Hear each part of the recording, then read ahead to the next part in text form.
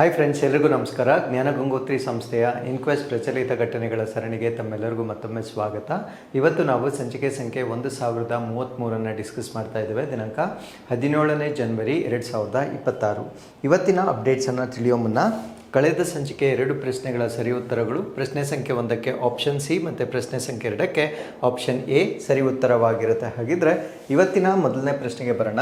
ಲಕ್ಕುಂಡಿ ಗ್ರಾಮವು ಕರ್ನಾಟಕದ ಯಾವ ಜಿಲ್ಲೆಯಲ್ಲಿದೆ? Lakkundi village is located in which district of Karnataka? So ಈ ಪ್ರಶ್ನೆಗೆ ಸರಿಯಾದ ಉತ್ತರ ಲಕ್ಕುಂಡಿ ವಿಲೇಜ್ ಇರ್ತಕ್ಕಂಥದ್ದು ಗದಗ್ ಜಿಲ್ಲೆಯಲ್ಲಿ. ಸೊ ಇದು ಸುದ್ದಿಯಲ್ಲಿರಲಿಕ್ಕೆ ಕಾರಣ, ಸೊ ನಿಮಗೆಲ್ಲ ತಿಳಿದಿರೋ ಹಾಗೆ, ಸೊ ಅಲ್ಲಿ ಒಂದು ಪ್ರೈವೇಟ್ ಪ್ರಾಪರ್ಟಿಯಲ್ಲಿ ಇತ್ತೀಚೆಗೆ ಗೋಲ್ಡ್ ಆರ್ನಮೆಂಟ್ ಸಿಕ್ಕಿರ್ತಕ್ಕಂಥದ್ದು.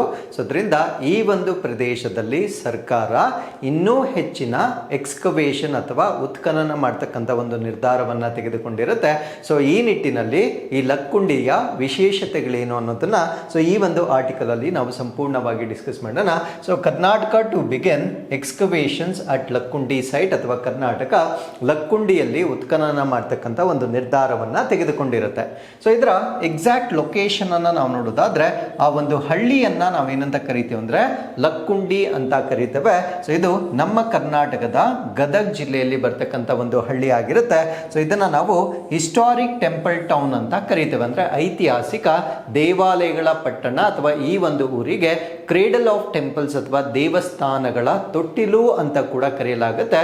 ಬಿಕಾಸ್ ಅತಿ ಹೆಚ್ಚಿನ 50ಕ್ಕೂ ಹೆಚ್ಚಿನ ದೇವಸ್ಥಾನಗಳನ್ನ ಹೊಂದಿರತಕ್ಕಂಥ ಒಂದು ಪ್ರದೇಶವಾಗಿರುತ್ತೆ.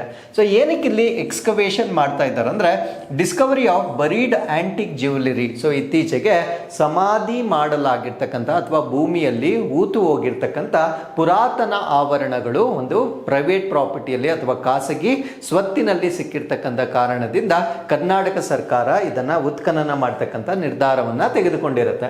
ಸೊ ಕೀ ಎಕ್ಸ್ಕವೇಷನ್ ಏರಿಯಾಸ್ ಅಂದ್ರೆ ಉತ್ಖನನ ಮಾಡ್ತಕ್ಕಂಥ ಪ್ರಮುಖ ಪ್ರದೇಶಗಳು ಯಾವುದು ಅಂತ ನಾವು ನೋಡೋದಾದ್ರೆ, surroundings of Veerabhadreshwara temple. So ಅಲ್ಲೊಂದು ವೀರಭದ್ರೇಶ್ವರ ಟೆಂಪಲ್ ಅಂತ ಇರುತ್ತೆ. ಸೊ ಇದನ್ನ ನಾವು ಕೋಟೆ ವೀರಭದ್ರೇಶ್ವರ ಅಂತ ಕೂಡ ಕರಿತೇವೆ. ಅದರ ಸುತ್ತಮುತ್ತಲಿನ ಪ್ರದೇಶಗಳಲ್ಲಿ ಉತ್ಖನನವನ್ನ ಮಾಡ್ತಕ್ಕಂಥದ್ದು. So that is adjacent to private land, ಅಂದ್ರೆ ಒಂದು ಗೋಲ್ಡ್ ಆರ್ನಮೆಂಟ್ಸ್ ಎಲ್ಲಿ ಸಿಕ್ಕಿರುತ್ತೆ ಅದಕ್ಕೆ ಪಕ್ಕದಲ್ಲಿರ್ತಕ್ಕಂಥ ಒಂದು ಟೆಂಪಲ್ ಏನಿರುತ್ತೆ, ವೀರಭದ್ರೇಶ್ವರ ದೇವಸ್ಥಾನ, ಅಲ್ಲಿ ಉತ್ಖನನ ಮಾಡ್ತಕ್ಕಂಥ ಒಂದು ನಿರ್ಧಾರವನ್ನ ತೆಗೆದುಕೊಳ್ಳಲಾಗಿರುತ್ತೆ. ಸೊ ಹಿಸ್ಟಾರಿಕಲ್ ಇಂಪಾರ್ಟೆನ್ಸ್ ಏನು ಅಂದ್ರೆ, ಈ ಒಂದು ಲಕ್ಕುಂಡಿಯ ಐತಿಹಾಸಿಕ ಮಹತ್ವ ಏನು ಅಂತ ನಾವು ನೋಡೋದಾದ್ರೆ, ಸೊ ಲಕ್ಕುಂಡಿಯನ್ನ ನಾವು ಏನ್ಷಿಯಂಟ್ ಅರ್ಬನ್ ಸೆಂಟರ್ ಅಂತ ಕರಿತೇವೆ. ಅಂದ್ರೆ ಇದನ್ನು ನಾವು ಪುರಾತನ ನಗರ ಕೇಂದ್ರ ಅಂತ ಕರೀತಕ್ಕಂಥದ್ದು. Flourished town during early medieval period, ಅಂದ್ರೆ ಆರಂಭಿಕ ಮಧ್ಯಕಾಲದಲ್ಲಿ ಅಥವಾ ಮಧ್ಯಯುಗೀನ ಭಾರತದಲ್ಲಿ ಇದು ಪ್ರವರ್ಧಮಾನಕ್ಕೆ ಬಂದಿರತಕ್ಕಂಥ ಒಂದು ಪ್ರದೇಶವಾಗಿರುತ್ತೆ. ಸೊ ಇದು cultural, religious and commercial hub ಆಗಿರುತ್ತೆ. ಸಾಂಸ್ಕೃತಿಕ, ಧಾರ್ಮಿಕ ಮತ್ತು ವಾಣಿಜ್ಯ ಕೇಂದ್ರವಾಗಿ ತನ್ನ ಪಾತ್ರವನ್ನ ವಹಿಸಿರ್ತಕ್ಕಂಥ ಒಂದು ಪ್ರದೇಶವಾಗಿರುತ್ತೆ. ಸೊ ಇಲ್ಲಿ ಚಾಲುಕ್ಯರ ಒಂದು ಲೆಗೆಸಿ ಅಥವಾ ಇವರ ಪರಂಪರೆಗೆ ನಾವಿಲ್ಲಿ ಕನೆಕ್ಟ್ ಮಾಡಬಹುದಾಗಿರುತ್ತೆ. Major centre under the western Chalukyas, ಅಂದ್ರೆ 10ರಿಂದ 12ನೇ ಶತಮಾನದ ಮಧ್ಯದಲ್ಲಿ ಈ ಒಂದು ಪ್ರದೇಶ ಏನಿದೆ, ಲಕ್ಕುಂಡಿ ಏನಿದೆ, ಇದು ಪಶ್ಚಿಮ ಚಾಲುಕ್ಯರ ಅಧೀನದಲ್ಲಿದ್ದಂತಹ ಪ್ರಮುಖ ಕೇಂದ್ರವಾಗಿರುತ್ತೆ. ಸೊ ಇವರನ್ನ ನಾವು ಕಲ್ಯಾಣಿ ಚಾಲುಕ್ಯಾಸ್ ಅಂತ ಕೂಡ ಕರೆಯಬಹುದಾಗಿರುತ್ತೆ. So it is known for refined temple architecture and town planning, ಅಂದ್ರೆ ಆ ಒಂದು ಕಾಲದಲ್ಲಿ, ಸೊ ನಾನು ಮಾತಾಡ್ತಾ ಇರ್ತಕ್ಕಂಥದ್ದು 10ರಿಂದ 12ನೇ ಶತಮಾನದ ಕಾಲದಲ್ಲಿ ನಗರ ನಿರ್ಮಾಣ ಹೇಗಿತ್ತು ಅನ್ನೋದ್ರ ಬಗ್ಗೆ ನಾನು ಮಾತಾಡ್ತಾ ಇದ್ದೇನೆ. ಸೊ ಪರಿಷ್ಕೃತ ದೇವಾಲಯ ವಾಸ್ತುಶಿಲ್ಪ ಮತ್ತೆ ನಗರ ಯೋಜನೆಗಳಿಗೆ ಇದು ಹೆಸರುವಾಗಿದ್ದಂತಹ ಒಂದು ಪ್ರದೇಶವಾಗಿರುತ್ತೆ. ಸೊ ಉತ್ತಮವಾದ ವಾಸ್ತುಶಿಲ್ಪ ಮತ್ತೆ ಉತ್ತಮವಾದ ನಗರ ನಿರ್ಮಾಣಕ್ಕೆ ಸಾಕ್ಷಿ ಆಗಿರ್ತಕ್ಕಂಥ ಒಂದು ಪ್ರದೇಶವಾಗಿ ನಾವು ಇದನ್ನ ನೋಡಬಹುದಾಗಿರುತ್ತೆ. ಇನ್ನು ಟೆಂಪಲ್ ಆರ್ಕಿಟೆಕ್ಚರ್ ಅಥವಾ ದೇವಾಲಯದ ವಾಸ್ತುಶಿಲ್ಪವನ್ನ ನಾವು ನೋಡೋದಾದ್ರೆ, ಮೋರ್ ದೆನ್ 50 ಏನ್ಷಿಯಂಟ್ ಟೆಂಪಲ್ಸ್ ಇರುತ್ತೆ. ಅಂದ್ರೆ 50ಕ್ಕೂ ಹೆಚ್ಚು ಪುರಾತನ ದೇವಾಲಯಗಳನ್ನ ಹೊಂದಿರತಕ್ಕಂಥ ಒಂದು ಪ್ರದೇಶವಾಗಿರುತ್ತೆ. ಸೊ ಈ ಒಂದು ದೇವಾಲಯಗಳಲ್ಲಿ ಈ ಸೋಪ್ ಸ್ಟೋನ್ ಅಂತ ಕರಿತೇವೆ, ಅಂದ್ರೆ ಸಾಬೂನು ಕಲ್ಲು ಅಂತ ಕರಿತೇವೆ. ಸೊ ಇದನ್ನ ಆರಂಭಿಕ ಸಮಯದಲ್ಲಿ ಬಳಕೆ ಮಾಡಿರ್ತಕ್ಕಂಥ ಒಂದು ದೇವಸ್ಥಾನ ಇದಾಗಿರುತ್ತೆ. ಸೊ ಇದನ್ನ ಕ್ಲೋರಿಸ್ಟಿಕ್ ಸ್ಕಿಟ್ಸ್ ಅಂತ ಕರಿತೇವೆ. ಸೊ ಈ ಒಂದು ಕಲ್ಲನ್ನ ಬಳಕೆ ಮಾಡಿರ್ತಕ್ಕಂಥ ಒಂದು ದೇವಸ್ಥಾನಗಳಲ್ಲಿ ನಾವಿಲ್ಲಿ ನೋಡಬಹುದಾಗಿರುತ್ತೆ. ಅದರ ಜೊತೆಗೆ ಸೊ ಇಲ್ಲಿ ಆರ್ನೇಟ್ ಪಿಲ್ಲರ್ಸ್ ಅಂದ್ರೆ ಅಲಂಕೃತವಾಗಿರ್ತಕ್ಕಂಥ ಒಂದು ಕಂಬಗಳ ನಿರ್ಮಾಣ ಆಗಿರ್ಬೋದು, ಸ್ಟೆಪ್ಡ್ ವೆಲ್ಸ್ ಅಂದ್ರೆ ಈ ಮೆಟ್ಟಿಲು ಬಾವಿಗಳನ್ನು ನಿರ್ಮಾಣ ಮಾಡ್ತಕ್ಕಂಥದ್ದು ಅಂಡ್ ಡೀಟೇಲ್ಡ್ ಸ್ಕಲ್ಪ್ಚರ್ಸ್ ಅಥವಾ ವಿವರವಾದ ಈ ಶಿಲ್ಪಗಳನ್ನು ಅಭಿವೃದ್ಧಿಪಡಿಸ್ತಕ್ಕಂಥ ಒಂದು ವಾಸ್ತುಶಿಲ್ಪವನ್ನು ಹೊಂದಿರತಕ್ಕಂಥ ಒಂದು ದೇವಾಲಯಗಳನ್ನು ಈ ಭಾಗದಲ್ಲಿ ನಾವು ನೋಡ್ಬೋದಾಗಿರುತ್ತೆ. ಸೊ ಇದನ್ನು ನಾವು birth place of Kalyani Chalukya style ಅಂತ ಕರಿತೇವೆ. ಅಂದರೆ ಕಲ್ಯಾಣಿ ಚಾಲುಕ್ಯ ಶೈಲಿಯ ಜನ್ಮ ಸ್ಥಳವಾಗಿ ನಾವು ಈ ಒಂದು ಪ್ರದೇಶವನ್ನು ನೋಡ್ಬೋದಾಗಿರುತ್ತೆ. So transitional architectural style between early and later Dravidian forms, ಅಂದರೆ ಆರಂಭಿಕ ಮತ್ತು ನಂತರದ ದ್ರವಿಡ ರೂಪಗಳ ನಡುವಿನ ಪರಿವರ್ತನೆಯ ವಾಸ್ತುಶಿಲ್ಪವನ್ನು ನಾವು ನೋಡ್ಬೋದಾಗಿರುತ್ತೆ. ಅಂದರೆ ಇಲ್ಲಿ ಟೂ ಟೈಮ್ಸನ್ನು ನಾವು ನೋಡ್ಬೋದಾಗಿರುತ್ತೆ. ಆರಂಭಿಕ ಮತ್ತು ನಂತರದ, ಅಂದರೆ ಮುಂಚೆ ಹೇಗಿತ್ತು, ಬಿಫೋರ್ ದ್ರಾವಿಡಿಯನ್ಸ್ ಹೇಗಿತ್ತು, ನಂತರದ ದ್ರಾವಿಡಿಯನ್ಸ್ ಏನಿತ್ತು, ಆ ಒಂದು ಟ್ರಾನ್ಸ್ಫಾರ್ಮೇಷನ್ ಏನಿರುತ್ತೆ ಅಥವಾ ಪರಿವರ್ತನೆ ಏನಿರುತ್ತೆ, ಪರಿವರ್ತನೆಯ ವಾಸ್ತುಶಿಲ್ಪದ ಶೈಲಿಯನ್ನು ಈ ಒಂದು ದೇವಸ್ಥಾನಗಳಲ್ಲಿ ನಾವು ನೋಡ್ಬೋದಾಗಿರುತ್ತೆ.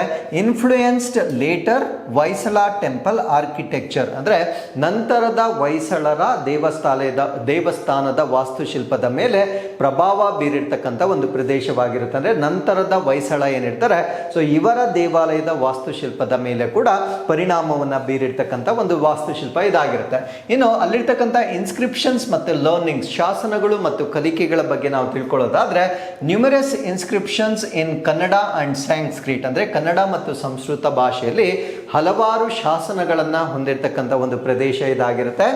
Evidence of land grants, education, administration and temple endowments, ಅಂದರೆ ಭೂ ಅನುದಾನ, ಅಂದರೆ ಆ ಒಂದು ಶಾಸನಗಳಲ್ಲಿ ಕಂಡು ಬಂದಿರತಕ್ಕಂಥ ಒಂದು ಮಾಹಿತಿ ಏನು ಅಂದರೆ ಭೂ ಅನುದಾನ, ಶಿಕ್ಷಣ, ಆಡಳಿತ ಮತ್ತು ದೇವಾಲಯದ ದತ್ತಿ ಪುರಾವೆಗಳನ್ನು ಈ ಒಂದು ಶಾಸನಗಳಲ್ಲಿ ನಾವು ತಿಳಿಬೋದಾಗಿರುತ್ತೆ. ಆ್ಯಂಡ್ ಇಂಡಿಕೇಟ್ ಪ್ರೆಸೆನ್ಸ್ ಆಫ್ ಅಗ್ರಹಾರಸ್, ಅಂದರೆ ಅಗ್ರಹಾರಗಳು ಇರುವಿಕೆಯನ್ನು ಕೂಡ ಸೂಚಿಸುತ್ತದೆ. ಅಗ್ರಹಾರಗಳನ್ನು ನಾವು ಕಲಿಕಾ ಕೇಂದ್ರಗಳು ಅಥವಾ ಲರ್ನಿಂಗ್ ಸೆಂಟರ್ಸ್ ಅಂತ ಹೇಳ್ತೇವೆ. ಸೊ ಲರ್ನಿಂಗ್ ಸೆಂಟರ್ಸ್ ಅನ್ನ ಕೂಡ ಹೊಂದಿರತಕ್ಕಂಥ ಒಂದು ಪ್ರದೇಶ ಇದಾಗಿರುತ್ತೆ. ಇನ್ನು ಅಡ್ವಾನ್ಸ್ಡ್ ವಾಟರ್ ಮ್ಯಾನೇಜ್ಮೆಂಟ್, ಅಂದರೆ ಸುಧಾರಿತ ನೀರಿನ ನಿರ್ವಹಣೆಯನ್ನ ಹೊಂದಿರತಕ್ಕಂಥ ಒಂದು ಪ್ರದೇಶ ಇದಾಗಿರುತ್ತೆ. So it is famous for stepped Wells, ಅಂದರೆ ಈ ಮೆಟ್ಟಲು ಬಾವಿಗಳಿಗೆ ಅದನ್ನು ನಾವು ಕಲ್ಯಾಣಿಗಳು ಅಂತ ಹೇಳ್ತೇವೆ. ಸೊ ಇದಕ್ಕೆ ಅತ್ಯಂತ ಹೆಚ್ಚಿನ ಹೆಸರುವಾಸಿಯಾಗಿರ್ತಕ್ಕಂಥ ಒಂದು ಆಳ್ವಿಕೆ ಇದಾಗಿರುತ್ತೆ.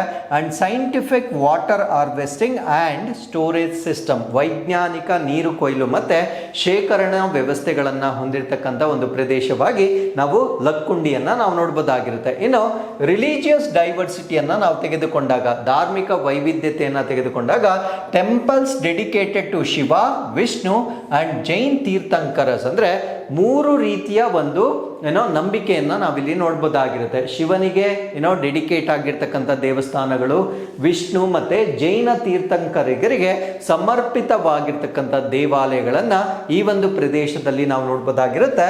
Reflex religious tolerance and pluralism, ಅಂದರೆ ಈ ಎಲ್ಲ ದೇವಸ್ಥಾನಗಳನ್ನು ನಾವು ವಿಟ್ನೆಸ್ ಮಾಡುವ ಕಾರಣದಿಂದ ಧಾರ್ಮಿಕ ಸಹಿಷ್ಣುತೆ ಮತ್ತು ಬಹುತ್ವವನ್ನು ಹೊಂದಿರತಕ್ಕಂಥ ಒಂದು ಆಚರಣೆಯಾಗಿ ನಾವಿಲ್ಲಿ ಗಮನಿಸಬಹುದಾಗಿರುತ್ತೆ. ಇನ್ನು ಎಕನಾಮಿಕ್ ಪ್ರಾಸ್ಪ್ಯಾರಿಟಿ ಅಥವಾ ಆರ್ಥಿಕ ಸಮೃದ್ಧಿಗೆ ಸಂಬಂಧಪಟ್ಟಂತೆ ನಾವು ಡಿಸ್ಕಸ್ ಮಾಡೋದಾದ್ರೆ, ಸೆಂಟರ್ ಆಫ್ ಟ್ರೇಡ್, ಅಂದರೆ ವ್ಯಾಪಾರದ ಕೇಂದ್ರವಾಗಿತ್ತು, ಕರಕುಶಲ ವಸ್ತುಗಳ ಕೇಂದ್ರ ಕೂಡ ಇದಾಗಿತ್ತು. ಅಂಡ್ ಟೆಂಪಲ್ ಬೇಸ್ಡ್ ಎಕಾನಮಿ, ಅಂದರೆ ದೇವಾಲಯ ಆಧಾರಿತವಾಗಿರ್ತಕ್ಕಂಥ ಆರ್ಥಿಕತೆಯನ್ನು ಹೊಂದಿರತಕ್ಕಂಥ ಒಂದು ಪ್ರದೇಶವಾಗಿತ್ತು.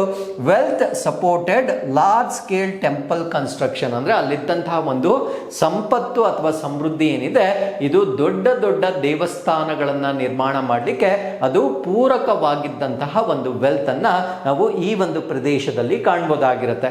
So with this let's get into question number 2. ವಿಶ್ವದ ಅತಿ ದೊಡ್ಡ ಹಸಿರು ಅಮೋನಿಯಾ ಯೋಜನೆಯು ಎಲ್ಲಿ ನೆಲೆಗೊಂಡಿದೆ? The world's largest green ammonia project is located at, so ಈ ಪ್ರಶ್ನೆಗೆ ಸರಿಯಾದ ಉತ್ತರ, ಸೊ ವಿಶ್ವದ ಅತಿ ದೊಡ್ಡ ಗ್ರೀನ್ ಅಮೋನಿಯಾವನ್ನು ವಿಶಾಖಪಟ್ಟಣಂನಲ್ಲಿ ಈಗ ಡೆವಲಪ್ ಮಾಡಲಾಗ್ತಾ ಇದೆ. ಸೊ ಏನಿದರ ವಿಶೇಷತೆ ಅನ್ನೋದನ್ನ ಈ ಒಂದು not Visakhapatnam, please change the answer. So ಇದನ್ನು ನಾವು ಕಾಕಿನಾಡದಲ್ಲಿ ಡೆವಲಪ್ ಮಾಡಲಾಗ್ತಾ ಇದೆ. ಏನಿದರ ವಿಶೇಷತೆ ಅನ್ನೋದನ್ನ ಈ ಒಂದು ಆರ್ಟಿಕಲ್ ಅಲ್ಲಿ ನಾವು ಸಂಪೂರ್ಣವಾಗಿ ಡಿಸ್ಕಸ್ ಮಾಡೋಣ. So Andhra Pradesh to get world's largest green ammonia project. So Andhra Pradesh ವಿಶ್ವದ ಅತಿ ದೊಡ್ಡ ಹಸಿರು ಅಮೋನಿಯಾ ಯೋಜನೆಯನ್ನ ಆರಂಭ ಮಾಡ್ತಾ ಇದೆ. ಏನಿದು ಹಸಿರು ಅಮೋನಿಯಾ ಅನ್ನೋದನ್ನ ಈ ಒಂದು ಆರ್ಟಿಕಲ್ ಅಲ್ಲಿ ನಾವು ಡಿಸ್ಕಸ್ ಮಾಡೋಣ. ಸೊ ಅಮೋನಿಯಾ ಅಂತಕ್ಕಂಥದ್ದನ್ನು ನಾವು ಫ್ಯೂಯಲ್ ಅಥವಾ ಇಂಧನವಾಗಿ ಕೂಡ ಯೂಸ್ ಮಾಡಬಹುದಾಗಿರುತ್ತೆ. ಇದರಲ್ಲಿ ನಾವು 3 ಕಲರ್ ಕೋಡ್ಸ್ ಬರುತ್ತೆ. That depends upon source of electricity that we use to create ammonia. ಅಮೋನಿಯಾವನ್ನು ನಾವು ಉತ್ಪತ್ತಿ ಮಾಡಲಿಕ್ಕೆ ವಿದ್ಯುತ್ತನ್ನು ಯಾವ ಮೂಲದಿಂದ ಪಡೆದುಕೊಳ್ತೇವೆ ಆ ಮೂಲದ ಆಧಾರದ ಮೇಲೆ ಅಮೋನಿಯಾದಲ್ಲಿ 3 ಕಲರ್ ಕೋಡ್ಸ್ ಇರುತ್ತೆ. ಮೊದಲನೇದನ್ನು ನಾವು ಬ್ಲೂ ಅಮೋನಿಯಾ ಅಥವಾ ನೀಲಿ ಅಮೋನಿಯಾ ಅಂತ ಹೇಳ್ತೇವೆ. ಎರಡನೇದನ್ನು ನಾವು ಬ್ರೌನ್ ಅಮೋನಿಯಾ ಅಂತ ಹೇಳ್ತೇವೆ. ನಾವಿವತ್ತು ಡಿಸ್ಕಸ್ ಮಾಡ್ತಾ ಇರ್ತಕ್ಕಂಥದ್ದು ಗ್ರೀನ್ ಅಮೋನಿಯಾ ಆಗಿರುತ್ತೆ. ಸೊ ನಮಗೆ ಇದರ ನಡುವೆ ಇರ್ತಕ್ಕಂಥ ಡಿಫ್ರೆನ್ಸಸ್ ಗೊತ್ತಿರಬೇಕಾಗಿರುತ್ತೆ. ಮೊದಲನೇದು ಬ್ರೌನ್ ಅಮೋನಿಯಾ, ಕಂದು ಅಮೋನಿಯಾ ಅಂದರೆ ಏನು? ಸೊ ಇದನ್ನ ತಯಾರಿ ಮಾಡಲಿಕ್ಕೆ ಪಳೆಯುವಳಿಕೆ ಇಂಧನ, ಫಾಸಿಲ್ ಫ್ಯೂಯಲ್ ಅನ್ನ ಬಳಕೆ ಮಾಡ್ತಾರೆ. ಅದು ನ್ಯಾಚುರಲ್ ಗ್ಯಾಸ್ ಆದರೂ ಆಗಿರ್ಬೋದು ಅಥವಾ ಕೋಲ್, ನೈಸರ್ಗಿಕ ಅನಿಲ ಅಥವಾ ಕಲ್ಲಿದ್ದಲನ್ನ ಬಳಸಿಕೊಂಡು ಅಮೋನಿಯಾವನ್ನ ಉತ್ಪಾದನೆ ಮಾಡಿದರೆ ಅದನ್ನು ನಾವು ಬ್ರೌನ್ ಅಮೋನಿಯಾ ಅಂತ ಕರಿತೇವೆ. ಇನ್ನು ಬ್ಲೂ ಅಮೋನಿಯಾ ಅಂದ್ರೆ ಏನು? ನೀಲಿ ಅಮೋನಿಯಾ ಅಂದ್ರೆ ಇಲ್ಲೂ ಕೂಡ ಫಾಸಿಲ್ ಫ್ಯೂಯಲ್ ಅಥವಾ ಪಳೆಯುವಳಿಕೆ ಇಂಧನವನ್ನೇ ಬಳಕೆ ಮಾಡಲಾಗುತ್ತೆ. ಬಟ್ ಇಲ್ಲಿ ಡಿಫ್ರೆನ್ಸ್ ಏನು ಅಂದ್ರೆ ಅಲ್ಲಿ ಉತ್ಪತ್ತಿ ಆಗ್ತಕ್ಕಂಥ ಕಾರ್ಬನ್ ಡೈಆಕ್ಸೈಡ್ ಏನಿರುತ್ತೆ ಇದನ್ನ ಕ್ಯಾಪ್ಚರ್ ಮಾಡಲಾಗುತ್ತೆ ಅಥವಾ ಸೆರೆ ಹಿಡಿಯಲಾಗುತ್ತೆ. ಆ ರೀತಿಯಿಂದ ಡೆವಲಪ್ ಮಾಡಿರ್ತಕ್ಕಂಥ ಅಮೋನಿಯಾವನ್ನ ನಾವು ಬ್ಲೂ ಅಮೋನಿಯಾ ಅಂತ ಕರಿತೇವೆ. ಇನ್ನು ಗ್ರೀನ್ ಅಮೋನಿಯಾ ಅಥವಾ ಹಸಿರು ಅಮೋನಿಯಾವನ್ನ ರಿನ್ಯೂಬಲ್ ಎನರ್ಜಿ ಅಂದ್ರೆ ನವೀಕರಿಸಬಹುದಾದ ಇಂಧನ ಪ್ಲಸ್ ವಾಟರ್, ಇದು ಸೋಲಾರ್ ಎನರ್ಜಿ ಆಗಿರ್ಬೋದು, ವಿಂಡ್ ಎನರ್ಜಿ ಆಗಿರ್ಬೋದು ಅಥವಾ ಹೈಡ್ರೋ ಎಲೆಕ್ಟ್ರಿಸಿಟಿ ಆಗಿರ್ಬೋದು. ಸೊ ಇದರ ಮೂಲದಿಂದ ತಯಾರಿ ಮಾಡ್ತಕ್ಕಂಥ ಅಮೋನಿಯಾವನ್ನು ನಾವು ಗ್ರೀನ್ ಅಮೋನಿಯಾ ಅಂತ ಹೇಳ್ತೇವೆ. ಸೊ ಈಗ ಆಂಧ್ರ ಪ್ರದೇಶದ ಕಾಕಿನಾಡದಲ್ಲಿ ಜಗತ್ತಿನ ಅತಿ ದೊಡ್ಡ ಗ್ರೀನ್ ಅಮೋನಿಯಾ ಪ್ಲಾಂಟ್ ಅನ್ನ ಡೆವಲಪ್ ಮಾಡ್ತಾ ಇರ್ತಕ್ಕಂಥದ್ದು ಸುದ್ದಿ ಆಗಿರುತ್ತೆ. ಸೊ ಲೊಕೇಶನ್ ಬಂದು ಆಂಧ್ರ ಪ್ರದೇಶದ ಕಾಕಿನಾಡ ಲೊಕೇಶನ್ ಆಗಿರುತ್ತೆ. World's largest green ammonia project ಅನ್ನ ಅಲ್ಲಿ ಅಭಿವೃದ್ಧಿ ಪಡಿಸ್ತಾ ಇರ್ತಕ್ಕಂಥದ್ದು. ಸೊ ಇದರ ಟೋಟಲ್ ಇನ್ವೆಸ್ಟ್ಮೆಂಟ್ ಎಷ್ಟಾಗಿರುತ್ತೆ ಅಂದ್ರೆ $10 ಬಿಲಿಯನ್ ಅಷ್ಟು ಹಣವನ್ನ ಇಲ್ಲಿ ಇನ್ವೆಸ್ಟ್ ಮಾಡ್ತಾ ಇದ್ದಾರೆ. ಸೊ ಇದನ್ನ ಅಭಿವೃದ್ಧಿ ಪಡಿಸ್ತಾ ಇರ್ತಕ್ಕಂಥವ್ರು ಗ್ರೀನ್ಕೋ ಫೌಂಡರ್ಸ್ ಅಥವಾ ಗ್ರೀನ್ಕೋ ಸಂಸ್ಥಾಪಕರು ಇದನ್ನ ಡೆವಲಪ್ ಮಾಡ್ತಾ ಇದ್ದಾರೆ. ಅಂಡ್ ಇದು ಯಾವ ವರ್ಗಕ್ಕೆ ಸೇರಿರುತ್ತಂದ್ರೆ green hydrogen based ammonia production, ಹಸಿರು ಹೈಡ್ರೋಜನ್ ಆಧಾರಿತ ಅಮೋನಿಯಾ ಉತ್ಪಾದನೆಯನ್ನ ಮಾಡ್ತಕ್ಕಂಥ ಒಂದು ಪ್ರದೇಶವಾಗಿರುತ್ತೆ. ಹಸಿರು ಅಮೋನಿಯಾ ಆಧಾರಿತ ಇದರ ಅರ್ಥ ಏನು ಅಂದ್ರೆ ಸೊ ವಾಟರ್ ಏನಿರುತ್ತೆ ಸೊ ಇದಕ್ಕೆ ರಿನ್ಯೂಬಲ್ ಎನರ್ಜಿ ಅಥವಾ ನವೀಕರಿಸಬಹುದಾದ ಇಂಧನವನ್ನ ನೀರಿಗೆ ಸಪ್ಲೈ ಮಾಡ್ತಾರೆ. ಸೊ ಇದರಿಂದ ಇದು ಎಲೆಕ್ಟ್ರೋಲೈಸಿಸ್ ಆಗುತ್ತೆ, ವಿದ್ಯುತ್ ವಿಭಜನೆ ಆಗುತ್ತೆ. ವಿದ್ಯುತ್ ವಿಭಜನೆ ಆದಾಗ ಒಂದು ಕಡೆ ಹೈಡ್ರೋಜನ್ ಸಪರೇಟ್ ಆಗುತ್ತೆ, ಇನ್ನೊಂದು ಕಡೆ ಆಕ್ಸಿಜನ್ ಸಪರೇಟ್ ಆಗುತ್ತೆ. ಸೊ ಇಲ್ಲಿ ಸಿಗ್ತಕ್ಕಂಥ ಹೈಡ್ರೋಜನ್ ಅನ್ನ ನಾವು ಗ್ರೀನ್ ಹೈಡ್ರೋಜನ್ ಅಂತ ಕರೀತೇವೆ. ಈ ಹಸಿರು ಜಲಜನಕವನ್ನ ಉಪಯೋಗಿಸಿಕೊಂಡು ಅಮೋನಿಯಾವನ್ನ ಡೆವಲಪ್ ಮಾಡಲಾಗುತ್ತೆ. ಸೊ ಈ ರೀತಿ ನಮಗೆ ಸಿಗ್ತಕ್ಕಂಥ ಅಮೋನಿಯಾವನ್ನ ನಾವು ಗ್ರೀನ್ ಅಮೋನಿಯಾ ಅಂತ ಹೇಳ್ತಕ್ಕಂಥದ್ದು.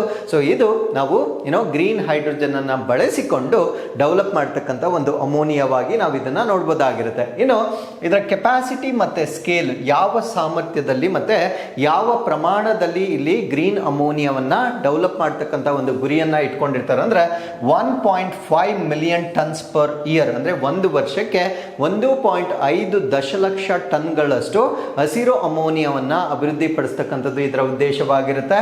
ಸೊ ಇಲ್ಲಿ ಬಳಸ್ತಕ್ಕಂಥ ಟೆಕ್ನಾಲಜಿ ಅಥವಾ ತಂತ್ರಜ್ಞಾನವನ್ನ ನಾವು ನೋಡೋದಾದ್ರೆ ಗ್ರೀನ್ ಹೈಡ್ರೋಜನ್ ವಯಾ ಎಲೆಕ್ಟ್ರೋಲೈಸಿಸ್ ಅಂದ್ರೆ ವಿದ್ಯುತ್ ವಿಭಜನೆಯ ಮೂಲಕ ಹಸಿರು ಹೈಡ್ರೋಜನ್ ಅನ್ನ ಡೆವಲಪ್ ಮಾಡ್ತಕ್ಕಂಥದ್ದು ಇದರ ಉದ್ದೇಶವಾಗಿರುತ್ತೆ.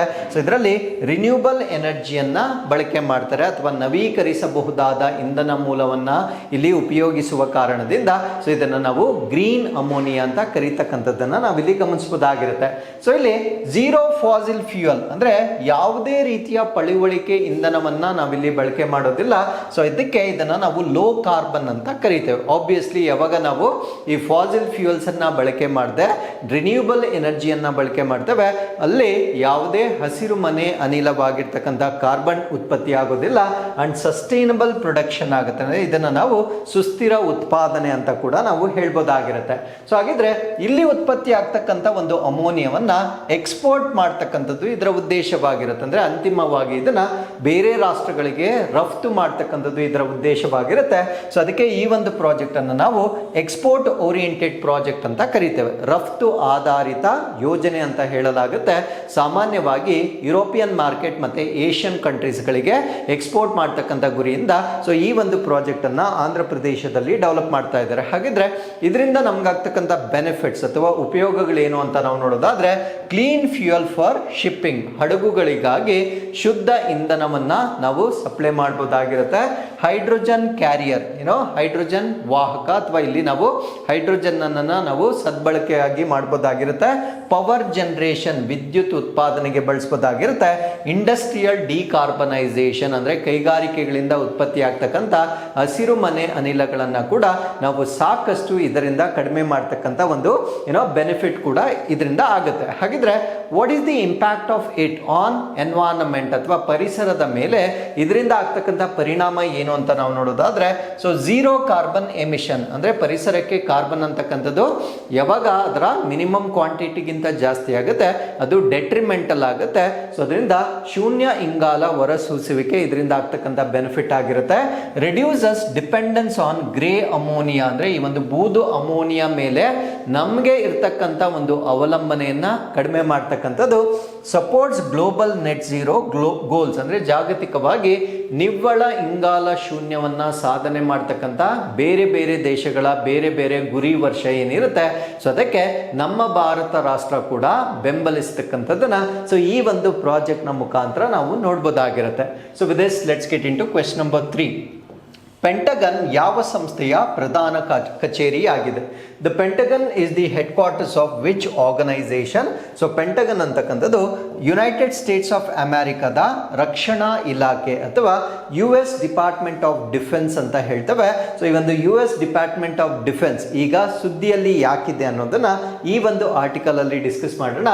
So what is pentagon pizza index and why it is it trending? So ಇಲ್ಲಿ ಒಂದು ವಿಶೇಷವಾದ ಹ್ಯೂಮರಸ್ ಅಥವಾ informal way of identifying whether the US is going for war R preparing for war ಅನ್ನೋದನ್ನ ಒಂದು informal method ಅಲ್ಲಿ identify ಮಾಡ್ತಕ್ಕಂಥ ಒಂದು ವಿಧಾನವಾಗಿರುತ್ತೆ.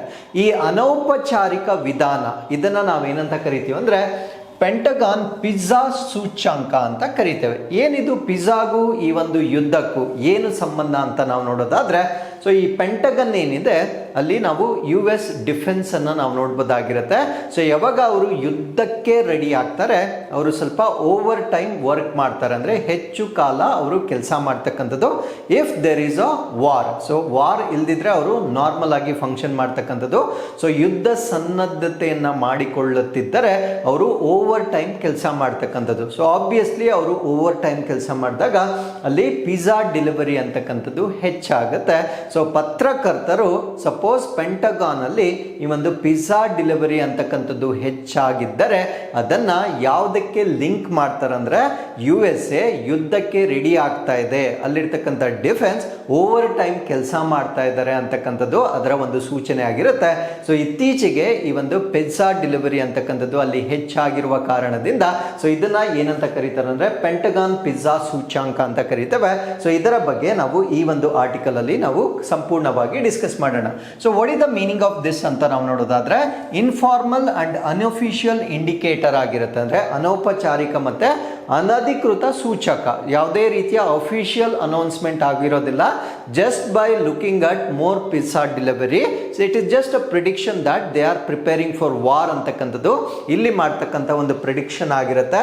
Tax pizza order activity near Pentagon. So ಈ ಒಂದು ಇಂಡೆಕ್ಸ್ ನಲ್ಲಿ ಪೆಂಟಗಾನ್ ನ ಬಳಿ ಈ ಒಂದು ಪಿಜ್ಜಾ ಆರ್ಡರ್ ಚಟುವಟಿಕೆಯನ್ನ ಟ್ರ್ಯಾಕ್ ಮಾಡ್ತಕ್ಕಂಥದ್ದು ಇದರ ಒಂದು ಲಾಜಿಕ್ ಆಗಿರುತ್ತೆ. So based on the idea that long work hours increase food deliveries, ಅಂದ್ರೆ ಯಾವಾಗ ಅವರು ದೀರ್ಘಾವಧಿಯಲ್ಲಿ ಕೆಲಸ ಮಾಡ್ತಾರೆ ಸೊ ಅಲ್ಲಿ ಫುಡ್ ಡೆಲಿವರಿ ಅಂತಕ್ಕಂಥದ್ದು ಹೆಚ್ಚಾಗುತ್ತೆ. ಸೊ ಈ ಒಂದು ಹೆಚ್ಚಾಗಿರ್ತಕ್ಕಂಥ ಫುಡ್ ಡೆಲಿವರಿಯನ್ನ ಯುದ್ಧ ಸನ್ನದ್ಧತೆಗೆ ಲಿಂಕ್ ಮಾಡ್ತಕ್ಕಂಥದ್ದು ಈ ಒಂದು ಸೂಚ್ಯಾಂಕದ ಉದ್ದೇಶವಾಗಿರುತ್ತೆ. ಹಾಗಿದ್ರೆ ಈ ಕಾನ್ಸೆಪ್ಟ್ ಯಾವಾಗಿಂದ ಸ್ಟಾರ್ಟ್ ಆಯಿತು, ವಾಟ್ ಇಸ್ ದ ಒರಿಜಿನ್ ಅಥವಾ ಮೂಲ ಏನು ಅಂತ ನಾವಿಲ್ಲಿ ನೋಡೋದಾದ್ರೆ, emerged during the cold war era, ಅಂದ್ರೆ ಶೀತಲ ಸಮರದ ಸಮಯದಲ್ಲಿ ಈ ಒಂದು ಕಾನ್ಸೆಪ್ಟ್ ಪತ್ತೆ ಆಗಿರ್ತಕ್ಕಂಥದ್ದನ್ನ ನಾವಿಲ್ಲಿ ಗಮನಿಸಬಹುದಾಗಿರುತ್ತೆ.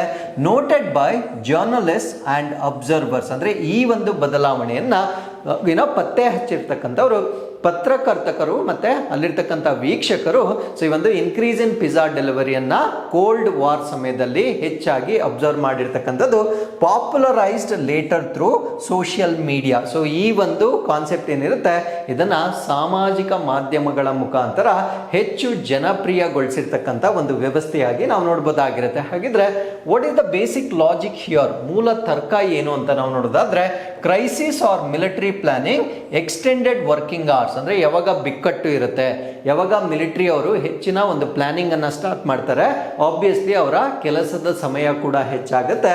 Staff stay inside the offices, ಅಂದ್ರೆ ಸಿಬ್ಬಂದಿ ಕಚೇರಿಯ ಒಳಗಡೆ ಹೆಚ್ಚಾಗಿ ಕೆಲಸ ಮಾಡ್ತಕ್ಕಂಥದ್ದು.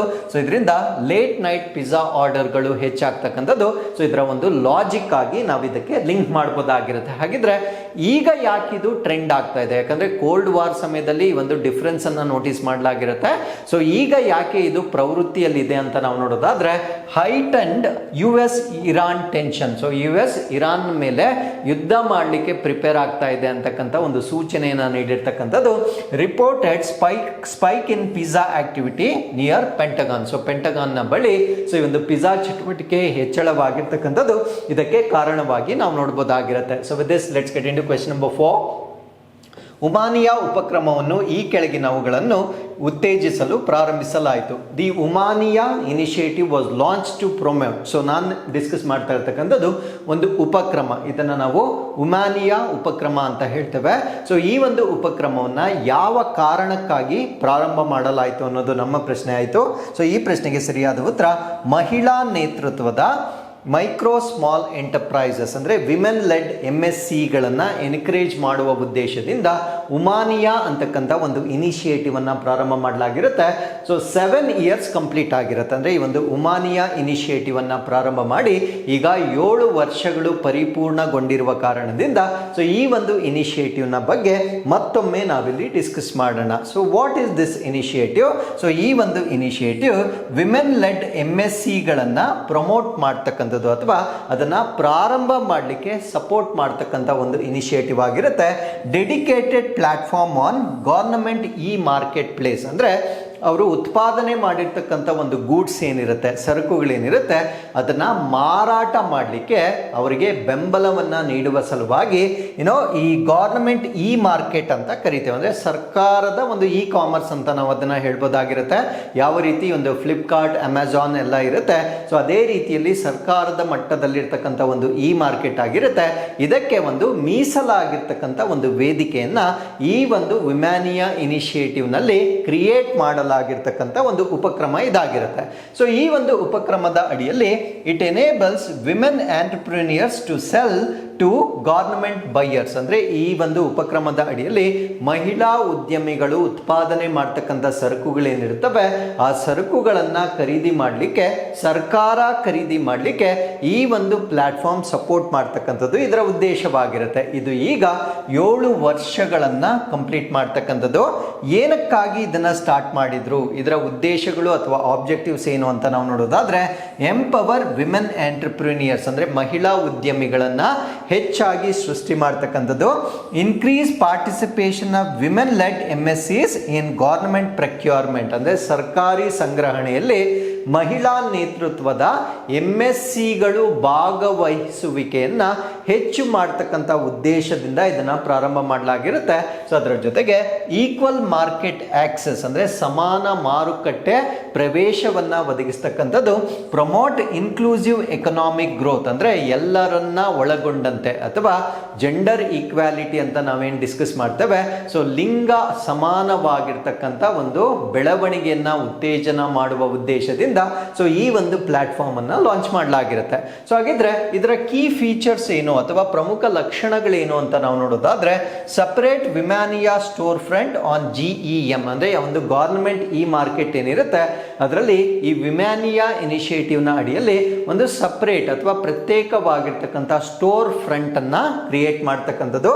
ಸಿಂಪ್ಲಿಫೈಡ್ ಆನ್ ಬೋರ್ಡಿಂಗ್ ಪ್ರೋಸೆಸ್ ಅಂದರೆ ಆ ಒಂದು ಪ್ರಾಡಕ್ಟ್ಸ್ಗಳನ್ನು ಅವರು ಅಪ್ಲೋಡ್ ಮಾಡಲಿಕ್ಕೆ ತುಂಬ ಕಾಂಪ್ಲಿಕೇಟೆಡ್ ಪ್ರೊಸೀಜರ್ ಇರಬಾರ್ದು, ಸರಳೀಕರಣಗೊಂಡಿರ್ತಕ್ಕಂಥ ಒಂದು ವಿಧಾನವನ್ನು ಸೊ ಮಹಿಳೆಯರಿಗೆ ಮಹಿಳೆಯರಿಗಾಗಿ ನೀಡ್ತಕ್ಕಂಥದ್ದು ಇದರ ಉದ್ದೇಶವಾಗಿರುತ್ತೆ. ಸೊ ಇದರ ಬೆನಿಫಿಷಿಯರೀಸ್ ಅಥವಾ ಫಲಾನುಭವಿಗಳು ಯಾರು ಅಂತ ನಾವು ನೋಡೋದಾದ್ರೆ women owned micro and small enterprises, ಅಂದ್ರೆ ಯಾವ ಮಹಿಳೆಯರು ಸೂಕ್ಷ್ಮ ಮತ್ತು ಸಣ್ಣ ಉದ್ಯಮಗಳನ್ನ ಹೊಂದಿರ್ತಾರೆ ಅವರು ಈ ಒಂದು ಇನಿಷಿಯೇಟಿವ್ ನ ಅರ್ಹರಾಗಿರ್ತಾರೆ. ಸೆಲ್ಫ್ ಹೆಲ್ಪ್ ಗ್ರೂಪ್ಸ್ ಅಂದ್ರೆ ಸ್ವ ಸಹಾಯ ಗುಂಪುಗಳಲ್ಲಿರ್ತಕ್ಕಂಥ ಮಹಿಳೆಯರು, ವಿಮೆನ್ ಆಂಟ್ರಪ್ರಿನಿಯರ್ಸ್ ಅಕ್ರಾಸ್ ಸೆಕ್ಟರ್ಸ್ ಅಂದ್ರೆ ವಿವಿಧ ವಲಯಗಳಲ್ಲಿರ್ತಕ್ಕಂಥ ಮಹಿಳಾ ಉದ್ಯಮಿಗಳು ಈ ಒಂದು ಇನಿಷಿಯೇಟಿವ್ ನ ಫಲಾನುಭವಿಗಳಾಗಿರ್ತಾರೆ. ಹಾಗಿದ್ರೆ what was the total impact, ಒಟ್ಟಾರೆ ಸಿಗ್ನಿಫಿಕೆನ್ಸ್ ಅಥವಾ ಮಹತ್ವವೇನು ಅಂತ ನಾವು ನೋಡೋದಾದ್ರೆ ಬೂಸ್ಟ್ ಎಕಾನಮಿಕ್ ಇಂಡಿಪೆಂಡೆನ್ಸ್ ಅಂದ್ರೆ ಮಹಿಳೆಯರಿಗೆ ಬೇಕಾಗಿರ್ತಕ್ಕಂಥ ಆರ್ಥಿಕ ಸ್ವಾವಲಂಬನೆ ಅಥವಾ ಸ್ವಾತಂತ್ರ್ಯವನ್ನ ನೀಡ್ತಕ್ಕಂಥ ಒಂದು ಇನಿಷಿಯೇಟಿವ್ ಆಗಿರುತ್ತೆ. ಸೊ ಅವರಿಗೆ ಬೇಕಾಗಿರ್ತಕ್ಕಂಥ ಸಸ್ಟೈನಬಲ್ ಲೈವ್ಲಿಹುಡ್ ಸುಸ್ಥಿರ ಜೀವನೋಪಾಯವನ್ನ ಕ್ರಿಯೇಟ್ ಮಾಡ್ತಕ್ಕಂಥದ್ದು and strengthen women's role in India's growth ಅಂದ್ರೆ ಭಾರತ ದೇಶದ ಅಭಿವೃದ್ಧಿಯಲ್ಲಿ ಮಹಿಳೆಯರ ಒಂದು ಪಾತ್ರವನ್ನ ಬಲಪಡಿಸುವುದು ಕೂಡ ಈ ಒಂದು ಉಪಕ್ರಮದ ಉದ್ದೇಶವಾಗಿ ನಾವು ನೋಡಬಹುದಾಗಿರುತ್ತೆ. ಸೊ ಇಲ್ಲಿಗೆ we are come to inquest challenge number 1033. So you can just pause the video here. So this is question number 1 and this is question number 2. So ಈ ಎರಡು ಪ್ರಶ್ನೆಗಳಿಗೆ ನೀವು ಕಮೆಂಟ್ಸ್ ಅಲ್ಲಿ ಉತ್ತರ ತಿಳಿಸಬಹುದಾಗಿರುತ್ತೆ. So once again I meet you with next updates. Till then keep reading, take care of yourselves and thank you very much for watching this.